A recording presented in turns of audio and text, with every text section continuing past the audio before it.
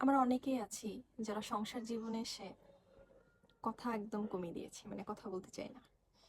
কথার প্রসঙ্গ আসলে বা সংসার বিষয় প্রসঙ্গ আসলে, সংসারের আয় উন্নতি, বাচ্চা, এসব নিয়ে যখনই কথা আসে তখনই দেখা যায় যে অনেকে এটাকে স্কিপ করতে চায়। কিন্তু বিষয়টা কিন্তু স্কিপ করার না, কথা বলার সময়টা কিন্তু এখনই। আমাদের সংসার জীবনে, বিশেষ করে যারা সংসার জীবনে আছেন, সংসার জীবনেই কিন্তু কথা বলতে হয়, অনেক বেশি কথা বলতে হয়।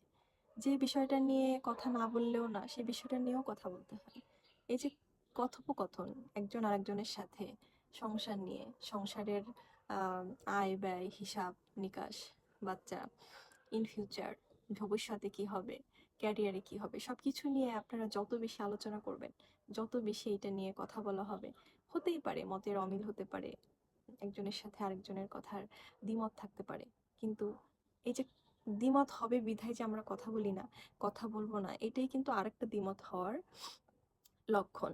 যেখানে দেখা যায় যে অনেক ভালো ভালো জায়গাতে আছেন এবং জীবন অনেক আয় উন্নতি করেছেন, ভালো পর্যায়ে নিয়েছেন, তারা শুধু লাইফে দেখা গেছে যে এই ক্যারিয়ার, আয় উন্নতি এইসব নিয়ে পড়েছিল, কিন্তু তারা কখনো একজন আরেকজনের সাথে কথা বলেনি, ডিসকাস করেনি কতটুকু দরকার, কতটুকু প্রয়োজন বা কতটুকু হলেই এনাফ, এই বিষয়গুলো নিয়ে কথা বলা উচিত।